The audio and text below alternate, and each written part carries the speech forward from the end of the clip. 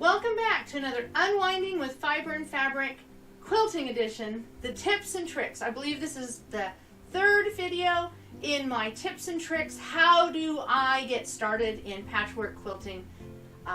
Episode 3, I guess you could say. In this one, we're going to talk about quilting or cutting techniques and the materials that you need to cut out the pieces that form the patchwork quilt. Simple patchwork quilt, how do I get the individual squares, and how do I get these strips? Now, when it comes to cutting tools and techniques, modern patchwork quilting tends to heavily lean upon these tools that you see ahead of me. The Rotary Cutter, the cutting mat, the self-healing cutting mat, and an array of cutting rulers. But that is not where patchwork quilting started. Patchwork quilting started with templates, and templates could be something as simple as a piece of cardboard. My great-grandmother had some leather that she used for templates. I'm fortunate enough to have a couple of them in the sewing machine, that the old treadle machine that I have that was hers. And so it's interesting to see they used what they have. I have actually used the notebooks, the spiral notebooks that your kids can get for schoolwork. Some of them have a plastic cover. They make fabulous templates. Why spend money on template plastic when you can have something that would just go in the trash when it was done anyhow? So recycled materials to make shapes that we then applique down or we sew into blocks. They are the basis of patchwork quilting. Scissors, a pencil, and a shape that you then cut out. When my grandmother was making a bunch of patchwork quilts back in the 70s, and I think I'll actually try to I'll probably put it here, put a picture of her trip around the world quilts that she made.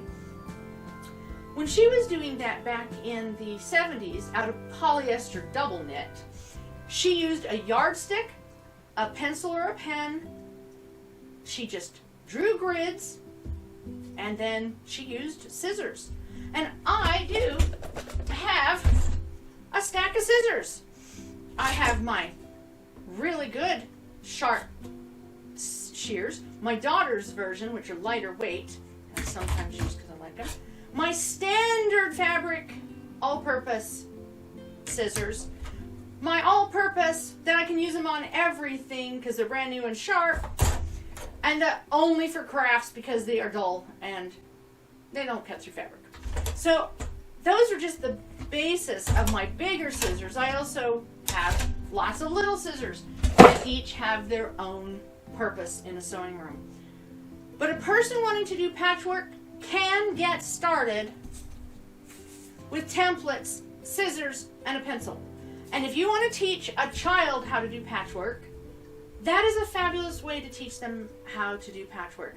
I taught my daughter how to do something called a spotty block, that I used the leftovers that were that came from the half square triangle technique I was having her use. She used those leftovers to make little spots on the quilt. I may show a picture of that because I haven't. I just need to remember it's this side, because I haven't shown that quilt yet. So I think I'll pull that out and show it. So I taught my daughter how to use templates to make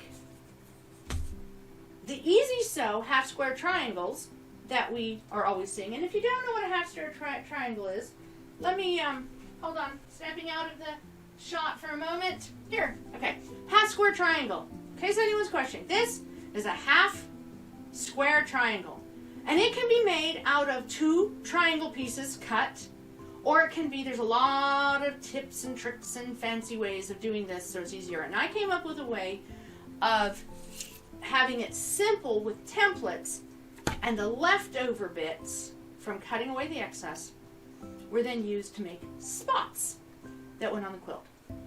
So templates have been around, sorry, I'm just all over the place in this video. Templates have been used from the beginning, and templates can still be used, and you can get some really good books that are based on templates. And there are certain pieces and certain quilts that are just easier to use, easier to construct if you're using a template cut piece rather than strip cuts.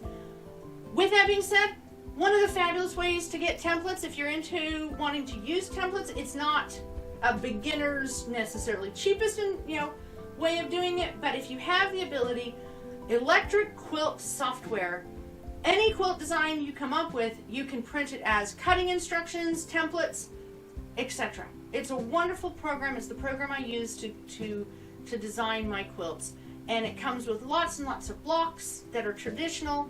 It's a really good purchase. And as far as software goes,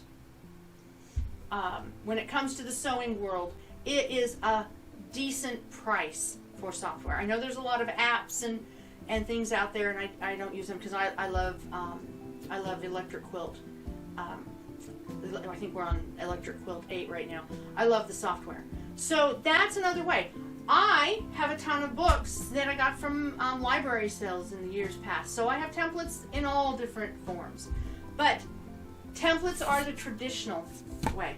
So moving past templates, now let's talk about all of the fancy, another template by the way, standard 4.5 by 4.5. Okay, now there's tons. You can get plexiglass. I don't know where this shows up the best. You can get tons of cutting shapes that come in all these different shapes. They come, this is a, if you can see, this is for a Dresden plate. This is for a star. You can get them in all sorts of shapes and sizes. And I have even had my husband make me templates when I do a lot of machine embroidery.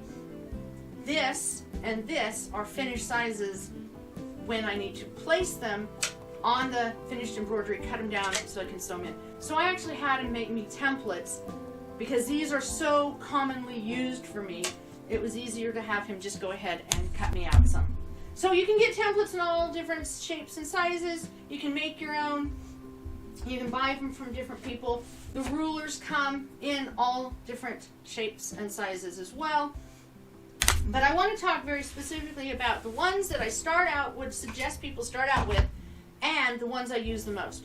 So if you're on a strict budget, getting a mat that is at least 24 inches long on one side and about 12 inches wide on the other, but a 24 inch, that is long enough to hold most 100% cotton quilting fabric, bolt fabric.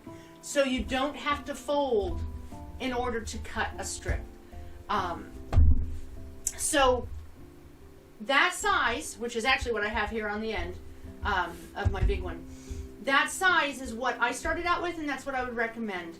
Going smaller than that, you have to do a lot more folding. But if all you're going to use is smaller cuts of fabric, if all you're going to buy is fat quarters, fat eighths, charms, you can go with something smaller. But if you're planning on cutting out pieces off of full width fabric, 24 inches is the size you need to have at least one edge of. Alright. The ruler, having a 24 by 6.5. This is a workhorse and it will do most of the things you need when it comes to cutting strips. It has diagonals on it so you can use it to help line things up and cut squares. It is a basic ruler. It can be cumbersome when you're trying to do small cuts, but when it comes to having a ruler to get you started, this one I believe is a must. And a 12.5 by 12.5, because if all of the blocks that you're making, or most of the blocks that you're making, are this 12.5, this 12.5 unfinished, this is 12-inch finished, if it's that measurement, then this 12.5-inch block will allow you to true up your standard patchwork block that you're using. Sometimes the blocks are bigger, sometimes they're smaller. I can do any size square or rectangle that is smaller. I can go up to 12.5 with this. I do have one size larger than this. I do have a 15.5. Beyond that, I just use edges of the mats and edges of the rulers and true it up a little bit that way. So, those are the two I really recommend. Rotary Cutter. You'll see I have a lot of the OmniGrid, a lot of the, I don't know where the name is on this anymore. There, the Olfa, O-L-F-A. They were one of the first ones out there. I like it. It's soft. That's the other thing I'd say with a cutting mat. There's a lot of different brands. I don't like Fiskars. I'll just flat out and say it. It's a hard surface. It dulls my blade. It makes my blade slip and turn. I like a softer mat. They will wear. You can always flip them on the backside. But I do like a softer mat as opposed to a hard, stiff mat. All right. The next rulers, so those are the mainstay. Rotary Cutter, I like this size the best, not the jumbo, not the tiny. I do have them both, but this is the one I use most of the time. I usually only will cut through up to 6 layers of fabric. I usually don't go any more than that. So once you get the basics established, the ones that I use tons and tons and tons of is my 24 by 3.5. I love this one. It means I can do a lot of 2.5-inch strips. It's easy for me to get my hand around. I will actually show cutting things out on that here in just a moment. 4.5-inch by 4.5-inch square. It is my go-to. My blocks, a lot of my blocks start out as 4.5-inch. I also like the 6.5-inch for a lot of different reasons. This is a nice size if you're doing half square triangles and you want a 4.5-inch block. When you get done sewing pieces together, this isn't going to be big enough to get the original piece. I do this. So that's where I go with. I use this one all the time just because it's simple, it's fast, it's small, it's easy to grab. So again, size. Trying to keep things easy for me. Trying to keep things simple. It means I can quilt longer. It means I can sew longer. It means I can do things for a longer period of time because I have these. And then these little guys. The reason I have these is because I'm always cutting down my pile of scraps into small pieces that go into bins. Let me pause. Hold on. I'll be right back. Okay, so I went and grabbed this. This is when I cut down my scraps. When I have a pile like this after a project is done, I cut them down into the pieces that the size that is closest to what the scrap is. This is my bin of 2.5-inch scraps. I use this, or actually this is my bin of 2-inch scraps. I use the 2.5-inch square. It's easy to cut them down to 2. And that's how I get something like this, is because every time I get done with a project, I trim all my waste fabrics down and I put them into bins of coordinating sizes. And then when I want to do something like this, or I want a piece for an applique, or a quick block that can be scrappy, I go to my patchwork piles. That's how I organize them. So that's another important tip. Cut down your scraps at the end of the project, put them in coordinating sizes, and have yourself ready to go projects. So that's why I have all the extras. Is because when I'm sitting there and I'm cutting down all the scraps, it's just faster for me to use the size I need. So, do you have to have them? No. You can do, as I said, with less. But as you can afford to add them, it's not a bad thing to do. So with that, I want to show, I've talked about the rulers, the mats, the cutting utensils. Now, a quick discussion about cutting. And there are people who never find this easy, never find this comfortable. And seriously, if you're one of those people, don't dismay. get out the scissors and the templates. You can make it work. It may take longer, but if you're having frustration, or if you're cutting off fingertips, or because people do that, if you're having frustration, if this causes you pain, if this makes your carpal tunnel flare up, don't feel like you have to do this. Go slow, go template. You can oftentimes get better accuracy when you learn how to template sew than when you're doing it the fast method. So seriously, if this is something that just causes you more frustration than it is worth, and it doesn't matter how many rulers I buy or different types of rulers, some people are just not going to find this comfortable for various reasons. And if that's you, go back to the templates. There are fabulous templates. There's some quilts that you really have to have templates. And some of them that it's just better to do them by hand than a machine. Some of them that you can do them on machine, but it's better to cut out the actual piece. If that is you, if you have that frustration, do not feel badly about it. Embrace the origin of patchwork quilting and buy yourself the template. But rotary cutting, always get a rotary cutter that has a locking mechanism. Okay? You do not want to drop this on your foot, on anyone else's foot. You don't want to leave it open. It is sharp. So, the ruler that I like to use when doing strips is this ruler, unless I need a larger strip. I believe I need 2.5 inch sashing for the project that I'm working on. I will line it on the 2.5 inch mark. This ruler has 3 inch grids and a 1/2 inch grid. So, double check. 1, 2, 3. Now, in this one it's small, so I don't really have to double check. But if this is the only ruler I have, I'm going to double check. I'm going to count every time. Because the moment you don't count, even on one that you use all the time, that's when you're going to cut out the wrong size. So, I place my hand towards the center. I like to have it so my fingers are on and off the ruler. Holding the rotary cutter upright. Don't angle. The minute you angle, you push the ruler, you push the fabric, you get wonky cuts. And then, about halfway, ease your hand up, and you cut.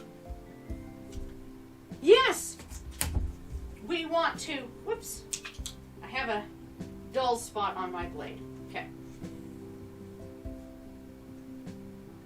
We want to all have the skill of just doing that.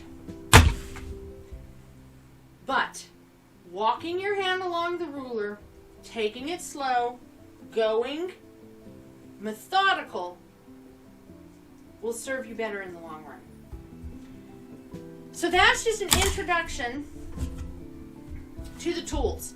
Now, I have one more demonstration. So let's say you decide to go with templates. Let's say you're going to go old school and you're going to do the templates. Well, then the question that comes, all right, templates make sense for the 9-patch in the center, but how do I get my borders? Using good 100% cotton quilting fabric. Okay? Sturdy. You can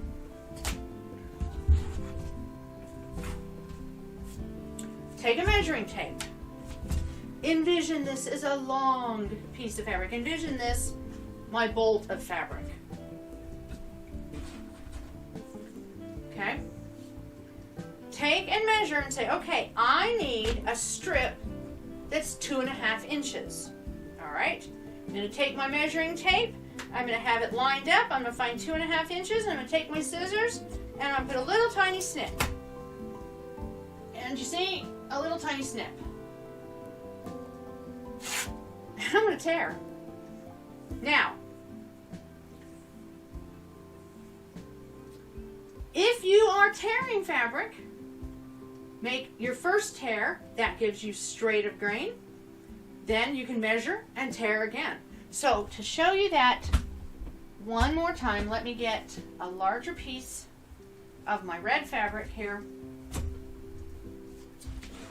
Now, I want to make sure this has been cut out by the rotary cutter. So I'm just gonna come into the edge. Come in about a 1/2 inch to the edge. I'm gonna true up my edge. So now I know that edge is straight of grain, the grain of the weave. That is straight.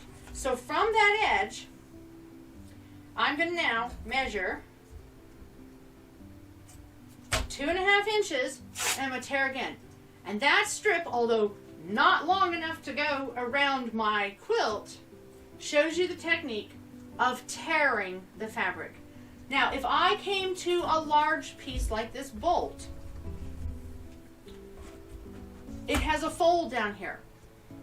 Start your snip at the selvage edge. Make sure your snip goes past the selvage itself, that thick area here that forms on the edges of the woven fabric. Snip through it, the measurement we want, and tear.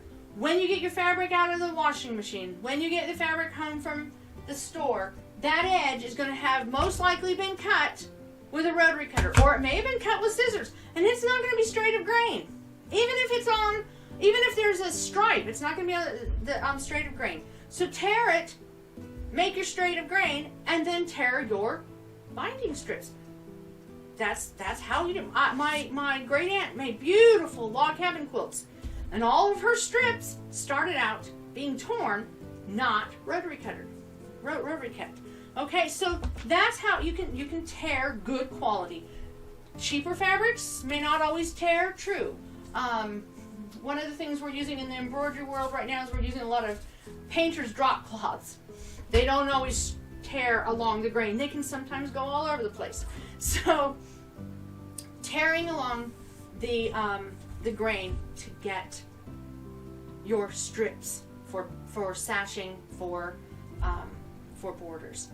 And so I think, I have strings on me. I think that was all of the things I wanted to talk about with this. Is if you don't want to spend the money on these, if you don't want to buy these because after you've bought them you found that it's just not comfortable for you to use the rotary cutter and the mats, go to the templates, and yes, you can tear your fabric. It's a technique. And there goes my light. So I am going to wrap up this tips and tricks and wish you a happy unwinding with fiber and fabrics, and we will see you again soon. Have a wonderful day and best wishes.